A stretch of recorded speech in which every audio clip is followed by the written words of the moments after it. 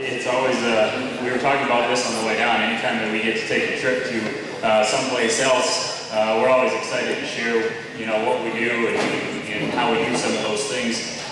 But understanding that every time we go to a different environment, there's always something for us to learn also.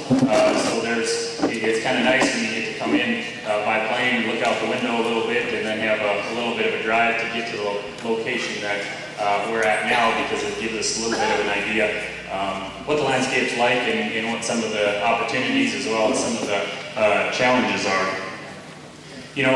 In the last few weeks, I've been on the road quite a bit, so sometimes my days seem to run together, but as I'm standing up here, I feel like it's maybe a little bit like Sunday.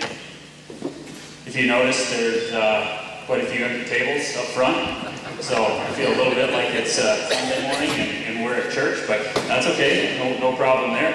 The other thing that I noticed, and maybe we're a little bit of a lull, but when the wind kicks up and things start to move a little bit, and I've even seen the projector start waving just a little bit, so hopefully nobody gets motion sickness while we're looking at this. But does that feel kind of like at home when the wind blows like that? Okay, me too.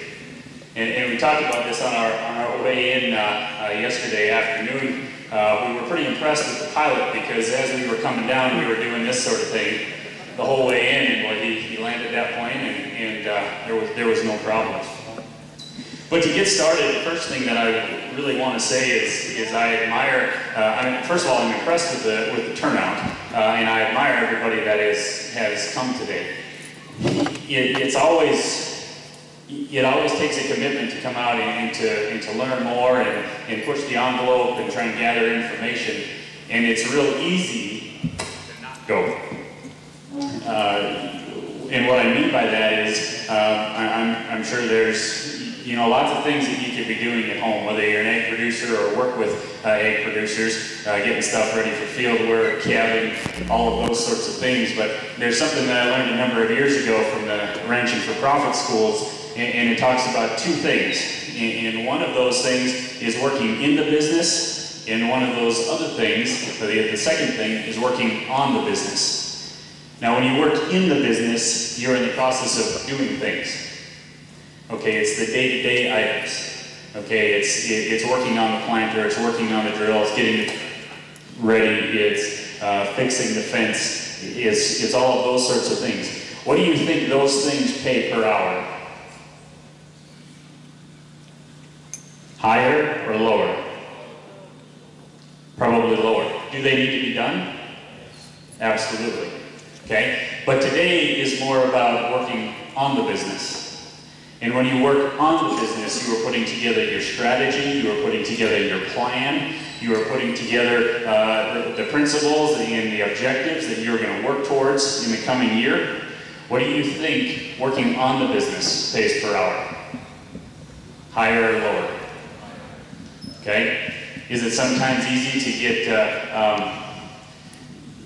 get bogged down by the short-term daily duties that we have? It sure can. So I really enjoy the opportunity to interact with everybody. I also admire everybody that comes to these, any of it. And maybe I admire you for being willing to listen to me for a half hour, 45 minutes, and maybe after I get done, you'll want to leave. But I do think you're going to enjoy what Daryl and I have tried to put together, both from a conceptual standpoint, but understand that most of our concepts have come from direct application and learning on the land. Not everything we've done has been successful. There's been lots of failures, but we don't even call them those. We look at those as learning opportunities. Now, to get started, I want to ask you a question. How many in here are strictly cash grain producers? Okay. How many of you have livestock? Okay. And how many are both? Or some of both. Okay, I'm assuming there's probably also those of you in here that are in private industry or government agency that work with producers. How many in this crowd from that group? Okay, good. There's going to be kind of a smattering of all of the impacts that those roles play in our presentations. I do work as he had mentioned, with the soil district in Burleigh County. And I do need to clarify that the home ranch, or home farm, is still operated by my parents. I am involved there, not necessarily on a day-to-day basis, but in the management of it. But to get started, I want to put together the big picture first, and then we'll get into more of the details. And the first one is, when we look at grazing, what are the goals? Okay, we're trying to convert or increase our profits through conversion of solar energy to meat, milk, wool, and other products. We utilize biological and technological tools to improve the health of the land. We want to meet the nutritional needs of above and below ground organisms. If you are a cash grain farmer and you didn't raise your hand when I asked you if you had livestock, I would argue with you that you do have livestock. They're not of the 12 to 1,400 pound four-legged creatures above the ground, but you have livestock, and it would be extremely beneficial to pay attention and take care of those. We want to maximize the forage production during the growing season. We want to ration out what we have during the dormant season. We're going to plan for and survive drought. We're going to try and create a low-stress environment for animals, organisms, people, everything living. When we are under stress, and I've heard it from a number of people that, oh, I work better when I've got a deadline. I work better when I'm under the gun. You think everybody likes being around you when you're under the gun? Okay, when we can work in a lower stress environment, we have some advantages on our side. And when other living things can operate and grow in a low stress environment, they have some benefits and some resiliency on their side. So holistic, planned grazing, getting animals to the right place at the right time for the right reasons. Fair enough, we're not just into moving cattle. If you just move cows to move cows and things aren't working real well, I could have almost promised you that. It's more complex than that. Now, management can be fairly straightforward, but we're managing a complex and dynamic system, so there has to be a reason to it. Okay, how about the goals of planned cropping? Increase profits through conversion of solar energy, grain, forage, oil. Look at the rest of those statements. Are they not exactly the same as what the grazing was? Now, I know that on some cropland fields, for some producers, it's a sin to even talk about livestock, let alone put them out there. But I would challenge that a cropland environment is going to be extremely limited without that biological diversity. And we'll talk about how that plays in. But all of these other items in here are going to be very similar. Is this, talking to this mic, is it too loud? Okay, thank you. So if planned grazing was getting the animals to the right place at the right time for the right reasons, what would we say for cropping?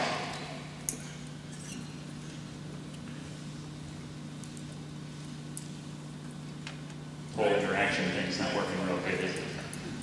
Getting the right crops, seeds, to the right place at the right time for the right reasons. A lot of times we get asked the question, well, what's your crop rotation? And I tell them, we don't have one. Well, how can you not have a crop rotation? Now, we understand that there are certain things that work better than others in a series, but our crop rotation is dictated by what the soil needs. Because as we build the system as a whole, as we move it forward, whatever the best market is, isn't necessarily what's best for your whole situation. And that's a completely different way of looking at it compared to a lot of the conventional mindset. But this is where getting the seeds of the crops to the right place at the right time for the right reasons comes in. How about planned gardening? Anybody thought about that? How many here have a garden? Is that completely and entirely different than cropping? Not really. Can we apply some more labor to it because it's smaller scale? We can. But if we operate with the same principles, it's not all that much different. That first statement up top, that's different. Other than that, none of the rest of it any different. We'll jump over that slide there. Because the common denominator in all of this is soil health. It doesn't matter if it's for wildlife, it's for forestry, if it's for gardening, if it's for grazing, if it's for cropping, any and all of those have one common denominator. Now, we're generally always taught about all the parts, right? We can take a class, we can learn from someone, and those things are good. But we learn about the parts. Well, what's your challenge as an egg producer or working with egg producers?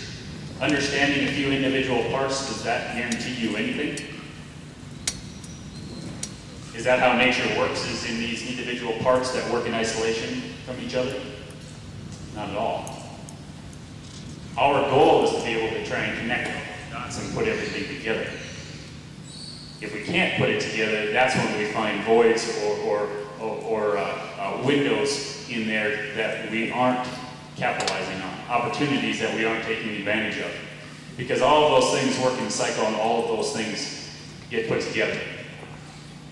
Now, I believe Tim's training was, some of it anyway, was in ecology, and I think that's a great way of putting things together, because if we don't understand the whole, the parts aren't really going to matter. Okay? For those of you, and most people probably picked up coffee this morning, but if you picked up some water this morning, you have a glass of water sitting in front of you. What parts make up water? You guys must have learned this in school. H2O. Okay, so you have 2 parts hydrogen, 1 part oxygen. Have you learned a lot about hydrogen and oxygen? Some things? If you know everything there is to know about hydrogen, and everything there is to know about oxygen, what does that tell you about water? It runs uphill. It doesn't even tell you which way it runs, does it? But what's more important than the parts is the relationship between those parts. And when we dive into this idea of soil health, and we dive into the idea of putting and connecting all of these dots, and you can look at it as whole farm management, you can look at it as the holistic approach, whatever you want to term it is fine. But it's the interaction and relationships of all those different things. How many have seen a diagram like this before? Okay, we're trying to make sure that there's always something in terms of feed or forage for the livestock or the wildlife throughout the entire year, okay, January through December. This is for our above ground animals. How about the below ground animals? Do they need a source? Should they be fed every day that they have an appetite? If you're going to put livestock and you want them into a lodge, or you want them to perform well, would you give them half a ration and expect high performance? How are we going to expect high performance from our soils if we limit what they are? If we put them into a leaking, malnourished, starved, lonely system and expect a high-powered output, we're expecting more than what can be achieved. Okay, we're not letting nature play the game to the best of her abilities. Now, I was telling you when we put together a crop rotation, where we start is from a resource concern standpoint. Okay, we don't have this set rotation of this species and then this species and then this species, and every once in a while this species, and then we'll just repeat the whole thing over again, because that becomes routine, and nature's not about being routine. So what we start with is we look at the tools that we have available to us over here on the left, and these are just some of the resource concerns. And Tim talked about some of these. Some of these are basically in a subcategory of, say, the water cycle or the nutrient cycle. Maybe we have issues with soil cover, maybe diversity, maybe infiltration, soil organic matter. Maybe the nutrient cycle is not functioning at a very high level. Maybe we're not gathering solar energy every day that we possibly can. Maybe we're not allowing the natural succession of plants to take place. You know, there's always a lot of questions about what's the best way to transfer the farm or transfer the ranch. Okay, how many of you over on these 2 tables over here, how many of you want to go back to the farm or to the ranch? You can raise your hands high. That's a good thing. Absolutely. Be proud of that. Is there going to need to be some generational succession that happens at some point in time to be able to do that? Okay. It's because we are living creatures, and it's because we all have a personality and we all have thoughts and feelings and emotions. That's not the easiest process. You know what also needs generational succession?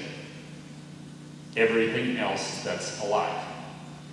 And if we limit that or we suppress that, there's no way it's going to take place. And Tim talked about that succession. Well, if you remember, from the bare soil all the way up to the forest, okay? Within that, there's another dimension that is one plant giving way and allowing another plant of the same species, whether it's tillard or whether it's by drop seed or what have you, to continue on. Now, one of the simplifications, and I don't necessarily think it's too simplified, is what the soil really needs. What do you need to survive? Food, water, shelter. Okay, a Lamborghini. I had somebody say that one time, and I said, wow, your needs are a little different than mine, but okay, that's fine. But it basically comes down to a couple things. You need food, water, and you need shelter. What do you think the soil needs? Same thing. What if we take one or both of those things away? Think it gets along very good? You know, I can completely agree with what Tim said, that he made the comment that the water cycle was the most limited. Now, I haven't had a chance to get out in the past year in the field, but coming in on the plane, looking out the window of the vehicle as we came in, I think the water cycle is a big limiting factor. The issue with the water cycle is there's part of it that we have some influence over, and there's obviously some of it that we don't. Most of the time, it's human nature to spend all of our time in the part that we can't control. And then we just scramble through whatever time or energy we have left. But, you know, one of the other thing that I want to bring up is, you know, one of the misconceptions that I constantly hear at conferences and workshops and different courses that I teach is that, you know, they'll say, Josh, you know, it would be really nice to do this conservation. You know, it'd be really nice to work on soil health, because I do think it's probably a good thing, and we'd like to save our soil resource, and we'd like to have, you know, more time to, you know, spend with family and do these other hobbies that I have, and it would just be good for the land to do all this stuff. But you know what, Josh? We still have to make money. We do soil health to make more money. It's not a fork in the road where you have to go one way or the other.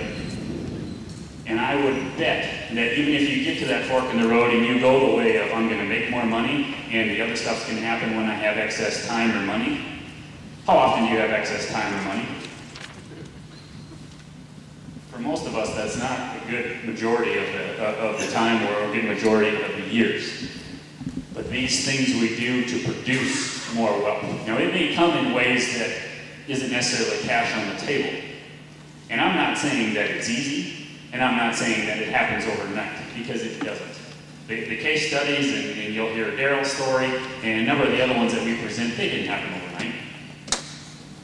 But they did so with the long term in mind, and yes, you do need to get through the short term, but the misconception that you either do soil health or you make money that's bogus. It really, really is. And there's all kinds of examples that we can show it's not the case that you have to choose. Now, the other thing that, as long as I'm on this slide, that I want to bring up is it's also very common to say, well, you know, that works some places, or that must work where you're at. It doesn't work here. Now, somebody had brought up earlier this morning that, well, you guys are more than 250 miles away from home, so you must be an expert. Well, I don't think mileage has anything to do with necessarily being an expert. If somebody considers me that, I'm flattered, but probably undeserved. And I also hear the other statement is that, well, if they're not local, they have no idea what we're dealing with. Therefore, what they say probably doesn't matter much. Well, first of all, people's problems, I don't think, are as unique as they think they are. Because I think we all deal with our own challenges. We also have a lot of the similar opportunities.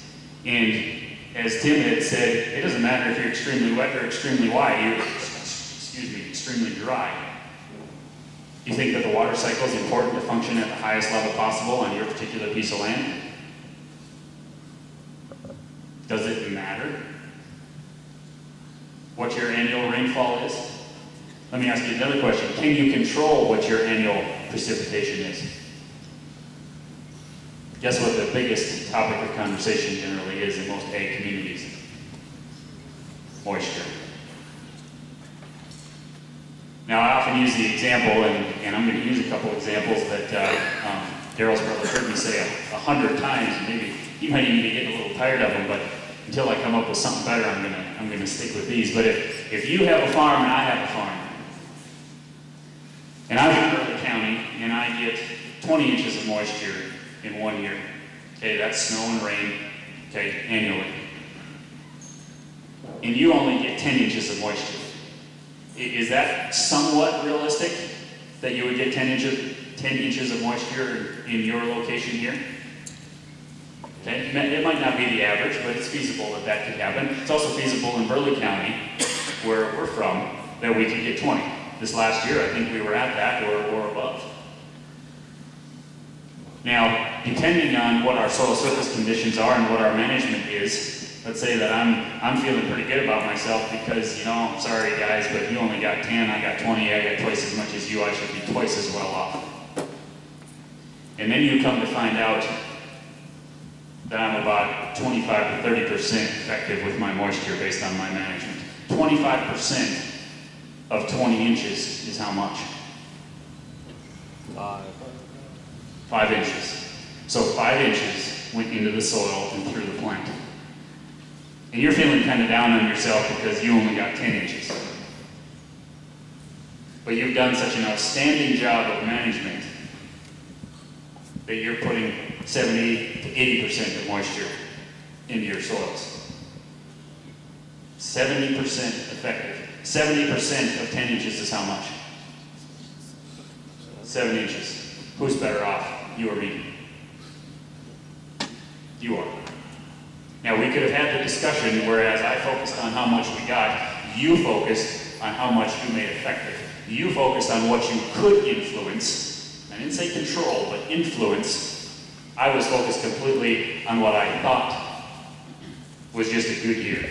And I would challenge that profitability and resiliency doesn't have to come in only when we have good prices in a good year for weather. So what kind of cropping model do you have? Conventional, organic, tillage, strip till, mulch till, no-till, continuous no-till, biological cropping. I've been trying for a long time to figure out what title to give what I would consider at this point the highest level of cropping management. And so far the best I can come up with is we're farming for these ecosystem processes right here. We don't align ourselves with a particular tool, and we don't fall in love with a particular tool. That being said, we know what tools help us advance towards the direction we want to go, and we know what tools take us away from that particular goal. What kind of grazing model do you have? Continuous, season-long, switchback, conferment, rest, recovery, simple rotation, MIG grazing, mob grazing, or ultimately are we trying to graze for those ecosystem processes? And when I say ecosystem processes, I'm talking about the water cycle, the nutrient cycle, energy flow, and succession. It's also been brought up earlier that we try and reference nature or native plant communities in your particular part of the world as your reference. Now, when you put together a grazing plan, do you make sure you're managing for all of those things? What do you do in a grazing plan to enhance spiders? How about dung beetles? Which, by the way, I really appreciate Tim's passion for getting out and taking a picture of poop. Okay, I've seen some people that are like that and really get excited about those things, but on the bigger scale, it wasn't about the dung beetles or the pile of dung itself. It was about the process that it was showing that was happening. When we put together a grazing plan, we do consider all of those things and a whole lot more. And you say, well, Josh, how can you manage or put together a grazing plan that positively affects all of those things? Well, guess where the foundation is? It's in soils, right? What do soils need? Food and a home. If we create the environment, it will attract the right balance of organisms in that particular location that's right for that situation. It's basically, if we get the direction right, nature will provide the appropriate speed and power that goes along with it. Most of the time, we concentrate on trying to figure out the right speed and the right amount of power, and somewhere along the line, our direction is doing this sort of thing, all over the place. We just need to focus on that direction first in hitting those targets, because again, everything cycles, everything's tied together, and we can't manage for any one thing and maintain balance. It's really hard for me sometimes when somebody says, well, I'm going to manage for this particular species. Everything else is supposed to put that species on a pedestal. And guess what happens to the system as a whole? It is so unbalanced that eventually it falls apart, and then we wonder why. It has to be managed as a whole. So starting with the big picture, this is, I think, is especially important when we start putting together our planning and our strategizing. If we don't have the big picture and we focus solely on details, those details might seem like good things, and you might do those things really well, but what if those things are the wrong things? That's not necessarily going to take us where we want to go. So in putting together this model, and maybe this afternoon I'll have a chance to maybe show this on the flip chart, but I think every ranching operation, should put together a forage availability curve. If you don't know what your forage availability curve is, you don't know what your supply is. Unfortunately, most of the time, unlike the way most other businesses function, we figure out or decide what our demand's going to be and then do whatever we have to do to provide the supply. Folks, it's the other way around. Our supply is what our supply is. Our supply is unique to our location, our conditions, our labor force, all of those things. Our supply is our supply. Then, to be the most effective that we can be, we match the demand to it. And I'll talk about that a little more later. An example of this is one producer that Daryl and I both know quite well. Within the last few years has switched his calving date. And I'm not exactly sure when he was calving before, maybe March and somewhere in there. When he looks at his forage curve, or when we worked this thing out, it found out that to match his animal cycle to the forage cycle, he moved to early to mid-May for calving. And it changed everything for him. And I'm going to probably let Daryl talk a little more on that. But what I mean by accessorizing your management is a lot of times we will put our whole model in place based on a fear of maybe one or two things. And you know what? We lose all of the benefits that we could be achieving by matching those cycles because we have a couple things that are fearful. In this case here, his fear was, first of all, his model was that he wanted to be able to calve on most any place on his particular ranch during the months of May and June. His fear is, what if I have trouble? If I have trouble, or if he has trouble, what's he going to do if they're a couple miles from home? What's he going to do if there's no facilities nearby? What if he has to pull a calf, mother up a calf, treat the situation of some sort? So basically what he did is he built himself a portable catch pen and chute. Now you can go buy one of these things. This isn't a completely brand new idea by any means, but now he says, I'm sitting pretty comfortable. I'm okay with calving in a variety of places, which enhances my resource, which grows more grass, which adapts better cattle, gives him more markets because of when he calves, and overall advances his entire situation, people, finances, and land resource base in the direction that he really wants to go. Getting the model right and then filling in the small voids where needed is the direction that he went. Now, I'm going to skip through this slide pretty quick. This is basically the same thing that Tim had talked on. I want to just touch on the water cycle a little bit from a little bit different angle. But before we jump into the water cycle specifically, I want to ask you a couple other questions. What do you see on this particular site? What's an observation that you would make?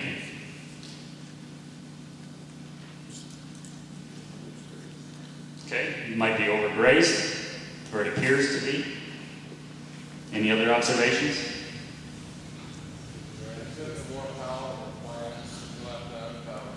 Okay, we have more palatable ones, less palatable ones. What was over here?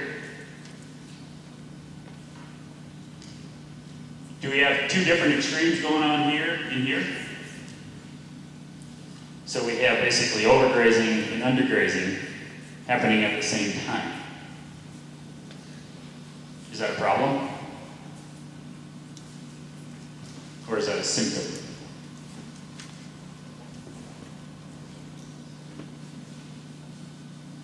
The sooner we answer these questions, the sooner we get to the next speaker, and the sooner we get to lunch. Symptom. Problem or symptom? Symptom. Symptom. Symptom of what?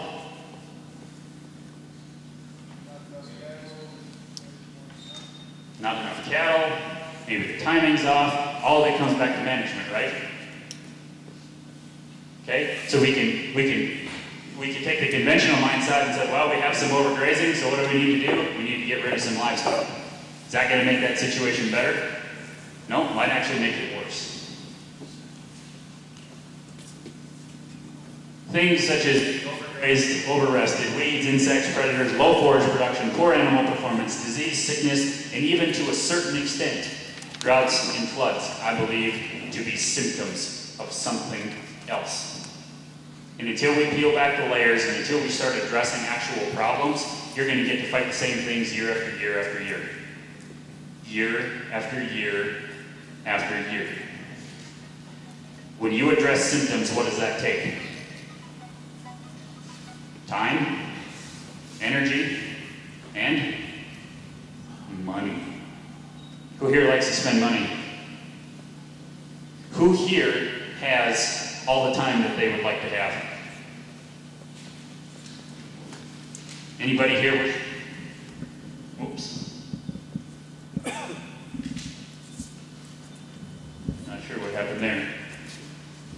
Anybody here wish they had more energy? I mean, I'm in my early 30s and I already wish I had the energy that I had when I was late teens, early 20s. So you guys, I mean, think about that. Okay? The point is with any of these things, we're not necessarily asking the questions that we could be asking. And if you are, and if you're addressing problems, guess what happens to the symptoms? They go away, don't they? Okay, you address the actual problem. Now, it's real easy from the outside looking in to look at someone else and say, man, why don't they just fix the problem? Why don't they just take care of it? And most of the time, it becomes really difficult to sometimes see the forest when we're standing behind a tree. For those operations that I deem to be successful, and I can tell you a little bit how I came upon this, and then I better not take too much more time this morning. But when you start addressing problems and you start avoiding the tendency or the addiction that we sometimes have to address symptoms, because symptoms are the things that pop up in front of us, they're the things that we don't like, they're the things that we see right away. When we want to address a symptom, how soon do we like to see change? Somebody back there just snapped their fingers. That's really what we would like to see, right? If we are making a good and positive change, does it generally happen that quick? Not usually. You see, this problem versus symptom was one of the first things that I came across when I started kind of down this journey, and what I mean by this journey of holistic management and soil health and those sorts of things is when I was in high school, I really started taking a liking to the ranch, to the livestock, to the forage, to the cropping, to all of those things. I was in FFA, and I was in 4-H, and I was on judging teams, and I got to travel some, and I really liked it. And then when I got to those tests that you got to take towards the end of high school, that this was supposed to tell me what I was going to be good at and what I should go to college for or get a job doing. And all those tests would come back as you should go be a farm laborer. And so I took that to heart and I said, you know, that's telling me that I should go back to the farm. I should go back to the ranch. And then when I would talk to the career counselor at our school, she's like, you don't want to do that. And I said, why wouldn't I want to go back to the farm and ranch? I love it. And she said, well, it's hard hours, it's low pay, you're probably going to be single for the rest of your life. That didn't sit real well with me, and good, bad, or otherwise, I took her advice and I went off to college and I got my engineering degree, and I was an engineer for about 3 years, 3 to 4 years. And I didn't mind being an engineer and I could do the work, but you know what? It didn't feed my passion. It also didn't fill the void that never really got answered for me, because there was this perception, or I wanted to find out whether it was perception or reality, that young people shouldn't go back to the farm or the ranch. And I wanted to find out. Because I also worked at the local elevator in town, which was quite honestly, thank you, quite honestly probably the most depressing place that I've ever worked. And I don't mean to offend anybody when I say that, but when you have farmers and ranchers come in, and it is nothing but complaints and depression and you name it, that didn't give me a real solid feeling about going into that for the future. Now, long story short, when I started investigating and started emailing and researching and visiting and phone calls, and started to come across a few operations that had multiple generations on the place, that seemed to have healthy, productive land, that seemed to be low on inputs, they seemed to be profitable, the people were happy, the people knew where they were going, whether they were 10 years old, 20 years old, 40, 60, 80 years old, they knew what their goals were and what their whole team was operating towards. And they had this holistic approach. Now, some used the terminology and the jargon, and some didn't. But they all looked at the health of the soils towards the health of their financial bottom line and the health of the people involved. The others that didn't seem so successful to me were constantly scattered. It was disjointed, and they were good people, but they weren't together and they weren't on the same page. Okay. We talked about the importance of litter, and for those of you that have maybe heard of Ken Miller, a gentleman that Daryl gets to sit across from at work and I get to sit right next to, and I know that I sometimes take it for granted what kind of resource I have to talk to on a daily basis. But one of the things that he talks about and he harps on more than anybody I know is cover on the soil surface. And after a while I'm like, Ken, don't you think you've beat that dead horse enough? And he says, have you taken a walk out on the land lately? I said, I get it, and I will not bring that up again, Mr. Miller. Everything else relies on this. If we don't have this, forget about the rest of it working. Forget about the rest of it actually realizing opportunities. It's going to be a struggle, and you're going to fight it constantly. Without cover on the soil surface, the water cycle doesn't function, and all of the other cycles are at the fate of the water cycle to begin with.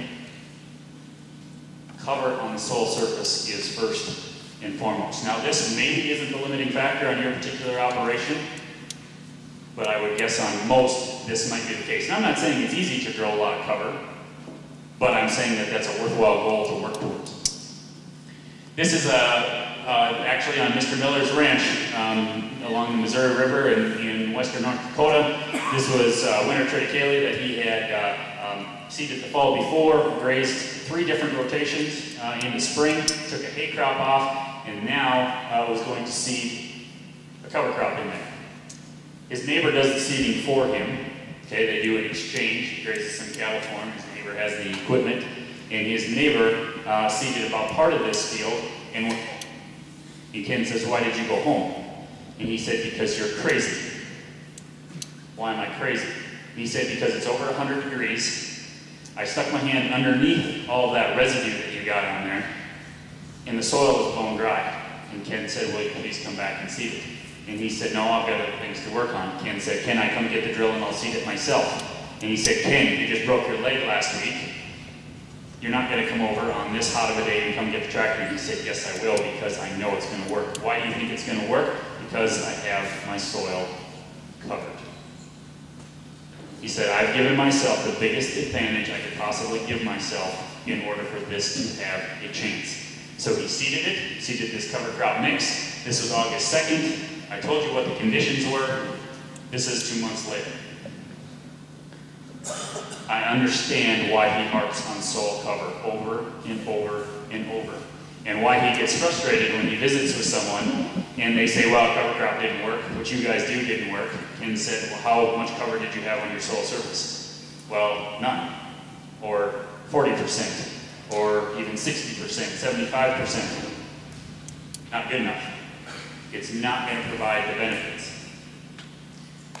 This was, I think, slide you maybe saw a little bit earlier, but this was oilseed radish. This was our first swing at cover crops in 2006. This was on a field that we seeded a bunch of monocultures in a row.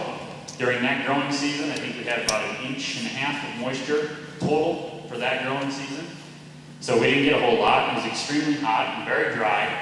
And as you can see, the soil temperature, this says a little over 107 degrees soil surface temperature in that monoculture. Now, 100 feet away, same soil type, same conditions, everything's the same except for one thing. We seeded them in a combination. 7 species altogether. The temperature, because of that canopy, drops 20 degrees. We start utilizing more moisture for growth and less just in survival mode. Our soil microbes are much more active. And this plant right here, although it doesn't show up real well, this is about 3.5, 4 feet tall. That's the same plant as this one here, same type. Okay, it's an oilseed radish. Not competition as much as it is a teaming approach when we start working on practices that help those ecosystem processes function. I'm going to jump over that and come back to that in a little bit. We might address other issues with infiltration, whether we have plow layers, whether we have hard pans. We can address those with deep-rooted species of crops. We can go in and till it, and guess what we get to do again next year? You have to till it again, only deeper. Pretty soon, it's out of reach. Pretty soon, you're fighting something that you can't address artificially or mechanically again. If we can do it biologically, we set ourselves up for an investment for the future. This particular soil here, from an infiltration standpoint, this was in 2009, I believe, in the middle of June. This producer got pretty heavy rainfall. And I'll omit some of the details to the story, but he basically watched his rain gauge and had to dump it out a couple times in order to take in all of the rain that came, because he got this amount of moisture in that amount of time.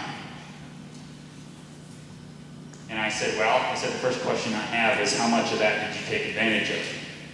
Because he's been working on farming for the biological or ecosystem processes for a long time, and he said, Josh, he's like, I know myself. It was a downpour, but I took a walk down the road next to a bunch of my fields that are on a little bit of a slope. He said, I had to know how much moisture was getting in. He said, this is just a visual observation, but he said the rain gauge was at about 8 to 8.5 inches before things started to run. Now maybe his soil had filled up, maybe he still got to work on some more infiltration issues. We're not sure, but this is what the soil looked like the day after. He could have gone into that field and sprayed or done other operations in that crop field by the next day. Not usually the case in most soils in Burleigh County. When we have good soil aggregation on those particular roots and root aggregates, or on the mycorrhizal hyphae with the glomalins, with the glue, you're building a community that takes care of itself. You're building a community that holds strong and fast when events like that rainfall come. When soils like this stay together, even under intense conditions, their resiliency and their ability to come back happens really, really quick. So how much does this situation, by building organic matter, which is, okay, we've got cover on the soil surface, so we're holding the water in place. We've got the moisture going into the profile because we've got good infiltration. Do we want it to just keep going and go out the bottom? No, we want to take care of it as much as we can. We want to hold it in our sponge or our bucket as best we can. For every, depending on your soil type obviously, but every soil organic matter percent from 1 to 2, 2 to 3, 3 to 4, every one that we increase our soils, we hold an additional ½ inch of moisture. That's a big deal when you're in a water limiting situation. More years than not, that's the situation that we're in. To the extreme that you might be here, maybe not necessarily, okay? But again, the universal principle is the water cycle functioning. Exactly how you manage or what application you put on the ground might be more site specific. Okay, we're not here to give you a recipe on what to do. We want to understand the concepts so that you can use all of your observation and expertise and intelligence to adapt it to your situation and make it work. How do we build soil organic matter? Live roots in soil.